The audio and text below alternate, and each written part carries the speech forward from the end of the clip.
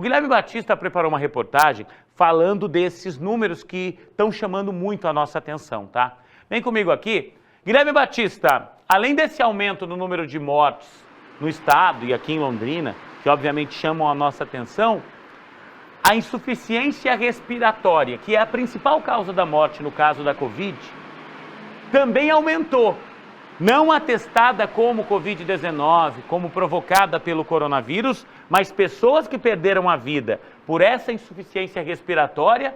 É verdade que se a gente comparar os primeiros meses desse ano com os primeiros meses do ano passado, os dados nos assustam ainda mais, Guilherme, é isso? Exatamente, Juliano, é um aumento aí de mais de 500% no número de mortes. Se a gente levar em conta o número de mortes por insuficiência respiratória registrado nos 5 primeiros meses do ano passado e levar em conta o do mesmo período desse ano, a gente tem esse aumento aí de 540%, sem contar os milhares de casos também registrados em todo o estado. Aqui em Londrina, isso de acordo com uma pesquisa feita pela nossa produção no sistema de transparência dos cartórios, que reforçaram aí a divulgação de dados justamente para trazer informações mais dignas, né, informações com mais credibilidade para toda a população.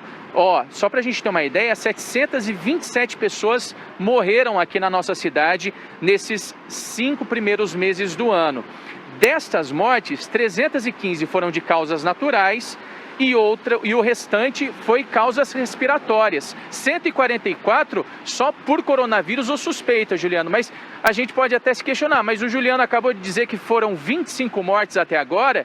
O problema é que existem outras 120 pessoas que morreram na cidade por suspeita de coronavírus. E entre elas se enquadram justamente esses casos aí da síndrome aguda respiratória grave. Aquela falta de ar, a pessoa vai piorando, chega no hospital já no estado bastante grave. Em alguns casos é até atendida, mas acaba não resistindo aos ferimentos. Como você disse, Juliano, a gente preparou uma reportagem repercutindo todos esses números. De um lado, a gente tem o município dizendo que os casos aumentaram, dispararam, porque o município começou a fazer mais testes, né? Começou a testar mais aí o coronavírus. Mas a gente ouviu um médico sanitarista que fala que o relaxamento do chamado isolamento social também pode ter contribuído para que mais pessoas ficassem doentes aqui na nossa cidade. Vamos conferir.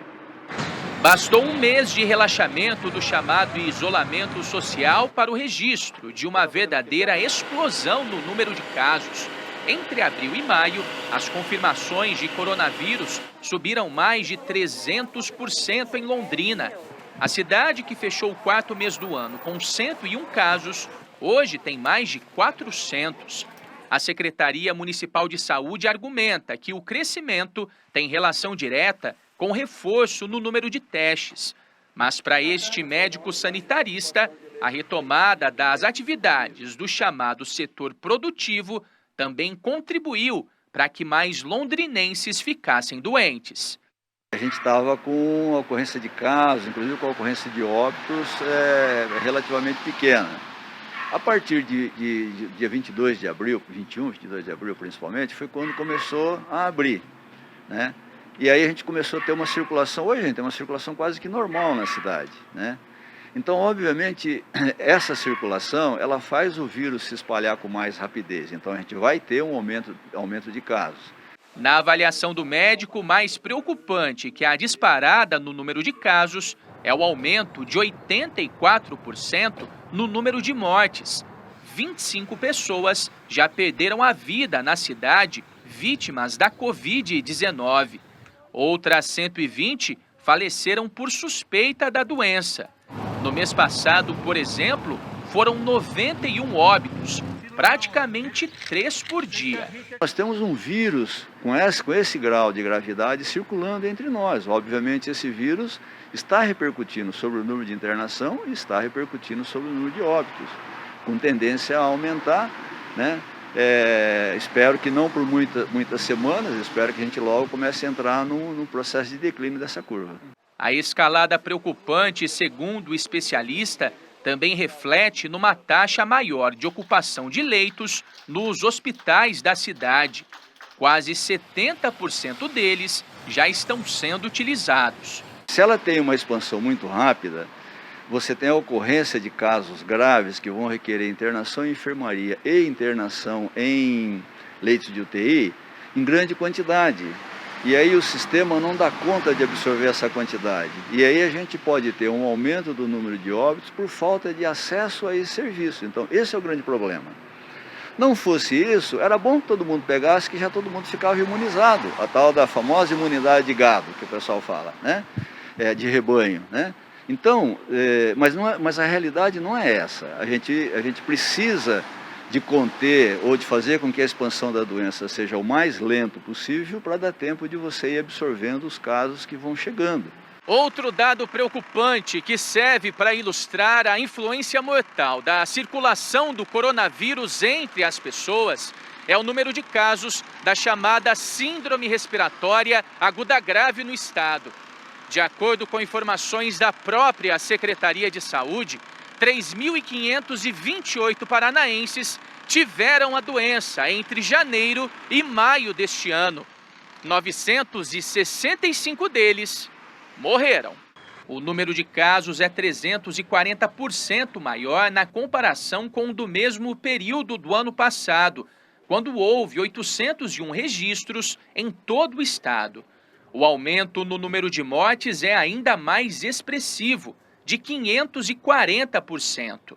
O médico sanitarista alerta que a situação pode piorar ainda mais com a chegada do inverno e pede para que as pessoas entendam de uma vez por todas que é preciso se proteger.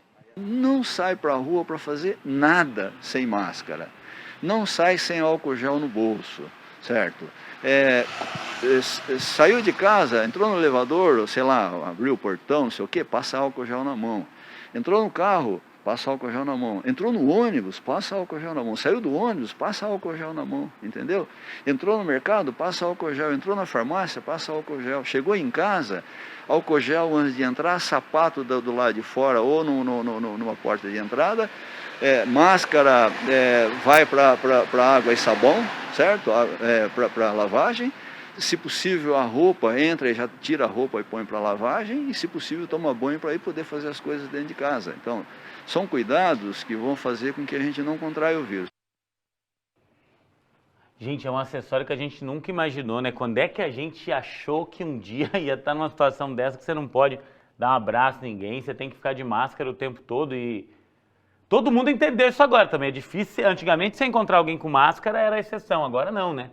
Tá todo mundo usando. E o aumento desses números, e ontem eu falava disso aqui, né? A gente não sabe até onde vai. Se a gente vai continuar nesse isolamento, com todas essas restrições até dezembro, vai para janeiro. Ontem eu estava vendo, lá, zapeando TV a cabo, eu sei que era no Oriente Médio, não sei se é Arábia, se é Iraque, onde era lá, mas o apresentador do jornal estava de máscara no estúdio. Olha a que ponto a gente chegou. Não sei se isso vai acontecer aqui ou não, né? Mas olha o risco de tudo isso. E aí vem cá, tem gente que fala assim, mas é bobeira isso aqui. O mundo inteiro está sendo enganado. Não, de verdade, tá? A gente tem que entender isso. A situação é extremamente preocupante. Guilherme, esse aumento no número de casos já era esperado. Repito, nós passamos a testar mais. Mas o aumento no número de mortes ao longo de um mês e esse aparente descontrole, isso porque o Paraná ainda está numa situação privilegiada se for comparar com o Brasil inteiro, tá? Tudo isso deve nos assustar e deve nos manter nesse momento, né, Guilherme? A gente está frisando muito aqui. Eu não sou daqueles que defende simplesmente o fique em casa. Eu sei que todo mundo tem que trabalhar, todo mundo tem que tocar a vida. Eu defendo, cuide-se, se cuida. Se você puder ficar em casa, fique em casa. Você, meu amigo e minha amiga, que tem mais de 60, 65 anos, e pode, né, Guilherme? Fique em casa, se cuida, peça para a tua família te ajudar fazendo uma compra, alguma coisa. Você que tem que trabalhar, é o que disse o médico na reportagem. Álcool gel o tempo todo, né, Guilherme? Máscara o tempo todo, porque a gente não tem um outro meio de impedir tudo isso. Exatamente, Juliano. Ainda não tem a cura, né? A vacina está sendo pesquisada mundo afora, um ou outro medicamento é apontado e depois é desacreditado e a gente fica no meio disso tudo sem saber muito bem o que fazer. Mas, pelo menos até o momento, o grande parceiro, né, a grande parceira da prevenção do coronavírus é isso aqui, ó, que eu estou usando. O Juninho que está atrás da câmera está usando também. Você aí no estúdio, Juliano, só não está usando porque está no estúdio, né, não está na rua. Se for para sair, vamos usar uma máscara, e uma máscara de tecido, cuidar bastante da higienização dela, lavar muito bem as mãos com água e sabão. E se a gente não tiver acesso à água e sabão, passar o álcool gel, porque não dá para dar sopa pro azar, né, Juliano? E a disparada desses números não deixa a gente mentir. Felizmente, a gente ainda está numa situação sob controle.